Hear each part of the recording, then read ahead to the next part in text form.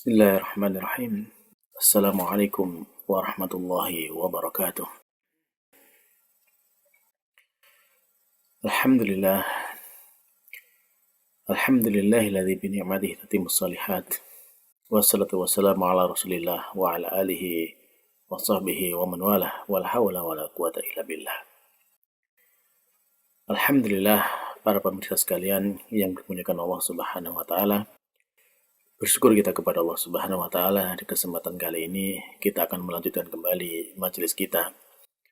Majelis di dalam kita membekali keimanan, menyiapkan bekal yang kita butuhkan dalam mengarungi kehidupan dunia dan di akhirat kelak. Yang mana bekal ini pasti akan kita butuhkan dan pasti akan kita gunakan, yaitu terkait dengan 3 perkara yang wajib untuk kita ketahui, yang mana 3 perkara ini akan dimintakan pertanggungjawabannya kepada kita, akan ditanyakan kepada kita, khususnya nanti ketika kita berada di alam kubur. Ketiga perkara tersebut adalah, yang pertama adalah mengenal Tuhan kita, Allah Subhanahu wa taala. Kemudian yang kedua adalah mengenal agama kita, yaitu agama Islam.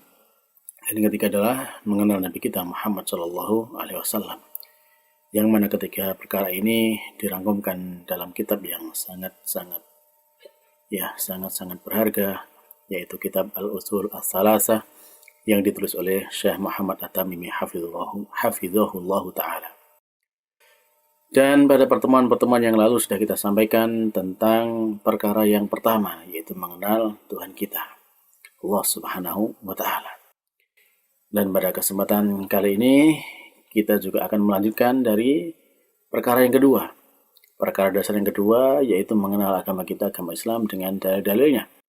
Dan ini sudah kita awali pada beberapa pertemuan yang lalu, yang mana sudah kita jelaskan terkait dengan rukun-rukun Islam, yaitu yang pertama adalah syahadat la ilaha illallah dan juga syahadat Muhammad Rasulullah.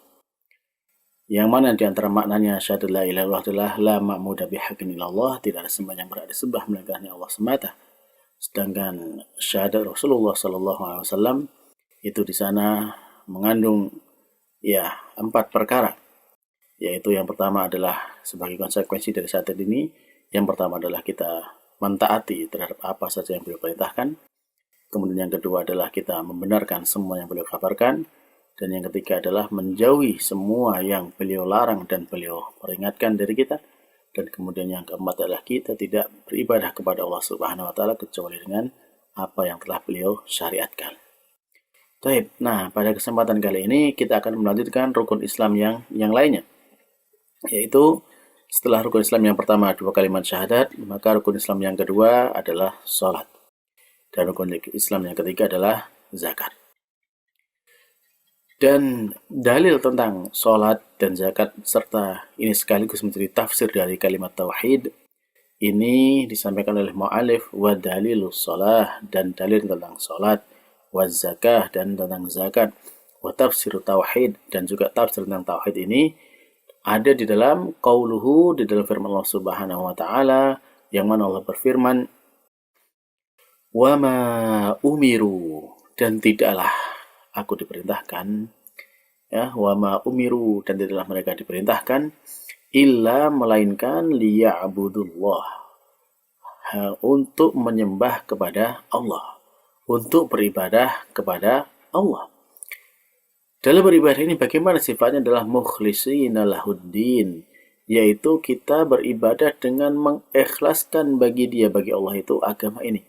Agama ini adalah harus ikhlas karena Allah semata, tidak untuk yang selainnya sama sekali. Hunafa'ah, ini sebagai sebuah agama yang lurus. Kemudian setelah itu apa? Setelah kita mengikhlaskan agama ini hanya bagi Allah semata, maka kemudian juga kita diperintahkan yaitu wa yuqimus shalah. Kita diperintahkan untuk menegakkan salat, wa yu'tuz zakah, dan menunaikan az-zakah. Wa dzalika dinul qayyimah, dan itulah agama yang lurus. Al-Bayyinah ayat yang kelima. Nah, di sini jelas sekali bagi kita, kalau kita ingin beragama dengan agama yang lurus, maka tidak ada yang bisa kita lakukan Dan ini perkara yang tidak boleh kita tinggalkan, yaitu apa? Menyembah kepada Allah dengan ikhlas tanpa ada sekutu bagi Allah Subhanahu wa Ta'ala. Dan demikian juga kita wajib mendirikan sholat dan menunaikan zakat. Nah, ini adalah di antara tanda ciri agama yang lurus. Kemudian berikutnya, mu'alif menyampaikan wa dalilus siyam. Dan dalil tentang puasa. Dalil tentang puasa kita dapatkan di dalam qauluhu ta'ala, firman Allah Subhanahu wa Ta'ala. Allah berfirman, ya ayyuhalladzina amanu, wahai orang-orang yang beriman, kutiba alaikumusiyam, telah diwajibkan atas kalian untuk berpuasa, kama kutiba alal ladzina min qablikum, sebagaimana telah diwajibkan kepada orang-orang sebelum kalian, la'allakum tattaqun, supaya kalian ini menjadi orang yang bertakwa. Al-Baqarah 183. Nah, inilah menunjukkan kepada kita tentang puasa itu adalah wajib, sebagaimana juga pernah diwajibkan kepada umat-umat sebelum Islam. Untuk itu, puasa menjadi salah satu rukun dari rukun Islam. Kemudian, wa dalilul haji, dan dalil tentang ibadah haji. Ini bisa kita dapatkan dalam qauluhu ta'ala, dalam firman Allah Subhanahu wa Ta'ala. Allah berfirman, walillahi 'alan nas, dan menjadi hak Allah 'alan nas, yang wajib ditunaikan oleh manusia. Jadi di sini adalah kewajiban manusia yang harus ditunaikan untuk Allah Subhanahu wa Ta'ala. Apa itu? Hijjul baiti man istata'a ilaihi sabila, yang menunaikan ibadah haji ke Baitullah bagi siapa yang mampu untuk menempuh jalan ke sana. Jadi ini adalah yang mampu untuk menunaikan ibadah haji, maka hukumnya wajib dia menunaikan ibadah haji. Wa man kafara, dan barang siapa yang mengingkari kewajiban haji ini, fa innallaha ghaniyun 'anil 'alamin, maka sungguhnya Allah itu adalah maha kaya, maha cukup dari alam semesta ini. Al-Imran 97. Maknanya bahwasanya meskipun mereka itu kafir, tidak mau menuruti perintah Allah, maka itu tidak akan mengurangi kemuliaan Allah Subhanahu wa Ta'ala. Bahkan tidak hanya itu, tidak hanya mengingkari kewajiban haji saja, bahkan mengingkari mereka semuanya kufur, mengingkari semua syariat Allah, semua manusia yang pertama sampai terakhirnya mereka semuanya ingkar, tidak ada yang mukmin, maka itu sama sekali tidak akan mengurangi kemuliaan Allah Subhanahu wa Ta'ala. Demikian juga sebaliknya, misalkan seluruh manusia dari awal sampai akhirnya itu mereka itu bertauhid, taat kepada Allah Subhanahu wa Ta'ala, sama sekali itu tidak akan menambah kemuliaan Allah Subhanahu wa Ta'ala. Allah adalah zat yang maha mulia dan zat yang maha kaya, tidak butuh apapun dari makhluknya.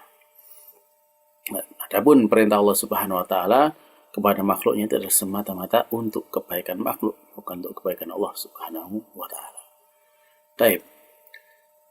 Ini jadi sudah kita sampaikan dalil-dalil dari Al-Quran tentang rukun Islam, mulai dari 2 kalimat syahadat, kemudian juga sholat, zakat, puasa, dan haji. Nah, maka kemudian kita akan masuk kepada martabat yang kedua, tingkatan yang kedua dari agama Islam. Yaitu apa? Martabat yang kedua yaitu al-iman. Kan di awal sudah kita sebutkan bahwasanya mengenal agama ini ada 3 tingkatan. Tingkatan yang pertama adalah Islam, tingkatan yang kedua adalah al-iman.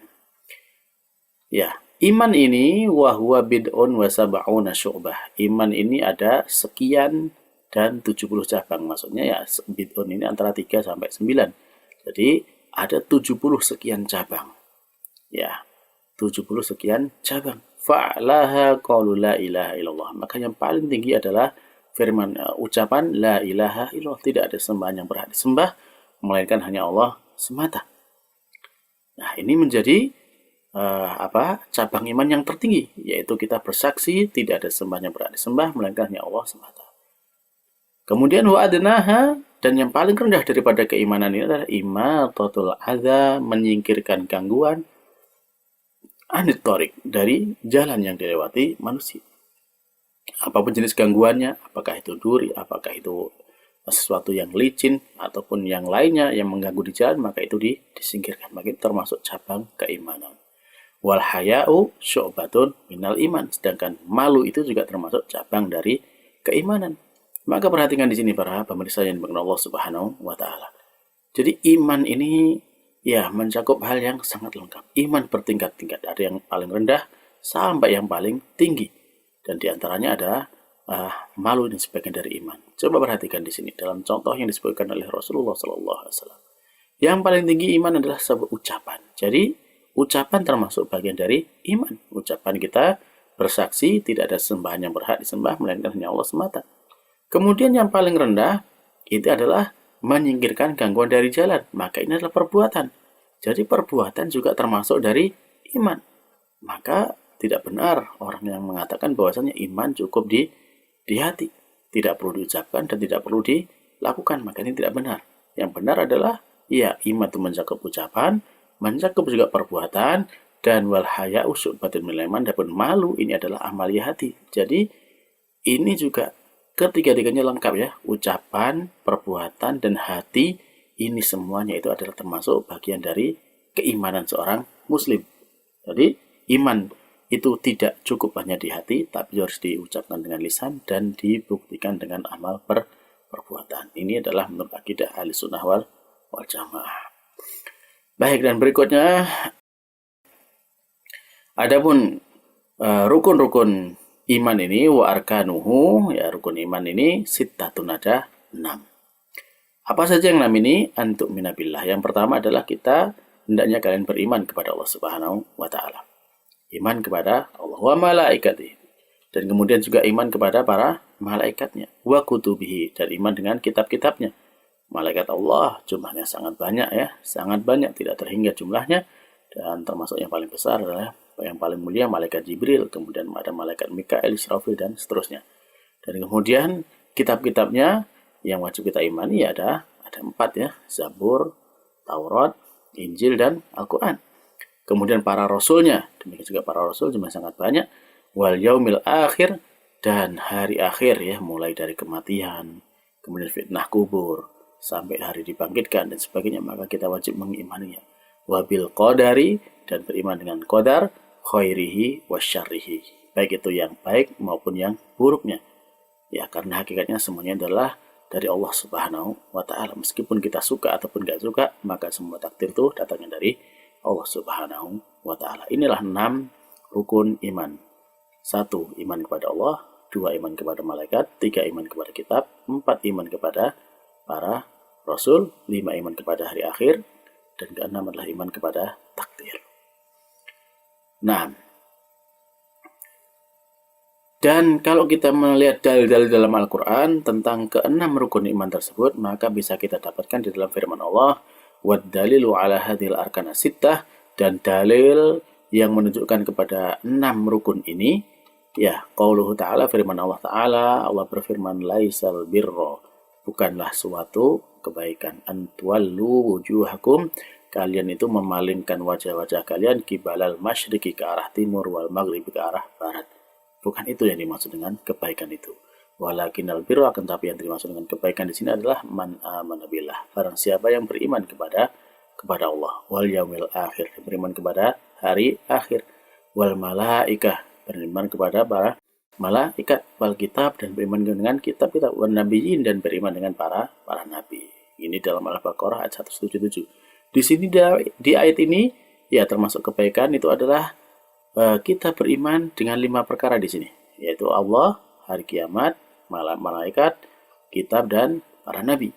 Dan tentang takdir, maka bisa kita dapatkan dalam firman Allah Subhanahu wa taala, wa dalilul qadar, dan dalil tentang takdir ini adalah qauluhu ta'ala, firman Allah Ta'ala, inna kulla syai'in khalaqnahu biqadar, sesungguhnya kamilah apa yang terhadap kulla syai'in, segala sesuatu itu ya, khalaqnahu, telah kami ciptakan semuanya itu bi qadar, dengan takdir ya, dengan takdir Allah Subhanahu wa taala dalam surat Al-Qamar ayat 49. Jadi semua kejadian yang kita alami, yang kita saksikan di alam semesta ini sejak awal sampai akhirnya, maka itu semuanya atas takdirnya Allah Subhanahu wa taala. Nah, di sini maka bisa kita fahami tentang ke-6 rukun iman tersebut sebagaimana dalam firman Allah Subhanahu wa taala ini. Dan untuk berikutnya, maka kita akan masuk ke dalam martabat yang yang ketiga, yaitu martabat al-ihsan. Jadi kita sudah mendapatkan dalam memahami Islam ini ada 3 martabat. Yang pertama adalah al-Islam, yang kedua adalah al-iman, dan yang ketiga adalah al-ihsan. Ya, yang paling rendahnya adalah Islam, kemudian di atasnya adalah al-iman, di atasnya lagi adalah al-ihsan.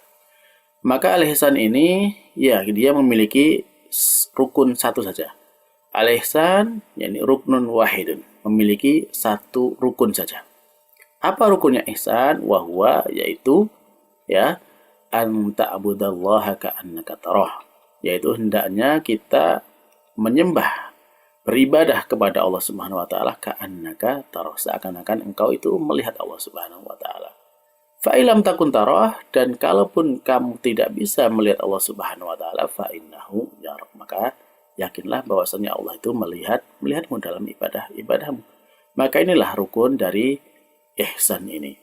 Jadi dalam segala aktivitas kita haturkan itu kepada Allah Subhanahu wa taala, dan segala aktivitas kita merasa dilihat oleh Allah Subhanahu wa taala. Adapun dalil yang menunjukkan tentang ihsan ini bisa kita lihat dalam firman Allah Subhanahu wa taala, wa dalilu, dan dalilnya adalah qauluhu ta'ala, firman Allah taala, innallaha ma'al ladzina taqau wal ladzina hum muhsinun, An-Nahl 128. Sesungguhnya Allah Subhanahu wa taala bersama dengan orang-orang yang bertakwa dan orang-orang yang mereka itu muhsin, orang-orang yang ihsan, orang-orang yang berbuat baik, orang-orang yang senantiasa merasa diawasi oleh Allah Subhanahu wa taala. An-Nahl 128. Juga dalam firman Allah Subhanahu wa taala, qauluhu ta'ala, juga dalam firman Allah taala, Allah berfirman, wa tawakkal 'alal azizir rahim, dan bertawaklah kalian kepada Zat yang maha perkasa lagi maha penyayang. Yang mana zat ini adalah alladzi yaraka hina taqum, yang mana dia itu senantiasa melihatmu ketika kamu itu berdiri, wa taqallubaka fis sajidin, dan perpindahan gerakanmu di dalam sujudmu. Innahu, sungguhnya dia huwas samiul alim, dia maha mendengar lagi maha mengetahui. Asy-Syu'ara 217 sampai 220.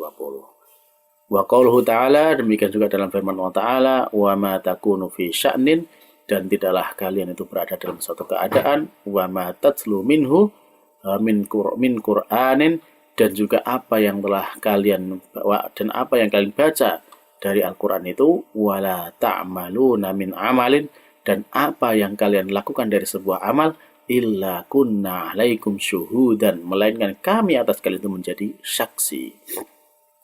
Nah, jadi kami menjadi saksi atas semua yang telah kalian lakukan tersebut. Surat Yunus ayat 61. Jadi disinilah kemudian para pemirsa sekalian yang Allah Subhanahu wa taala, bahwasanya kita sudah mendapatkan 3 martabat dari agama Islam ini. Yang pertama adalah martabat yang paling rendah adalah Islam. Kemudian yang berikutnya ya, jadi kita dapatkan ketika martabat tersebut. Nah, ini bahwasanya ada 3 martabat, 3 tingkatan. Yang paling rendah adalah Islam, kemudian iman, dan ketiga adalah ihsan. Dengan dalil-dalilnya dari Quran, dari firman Allah Subhanahu wa taala.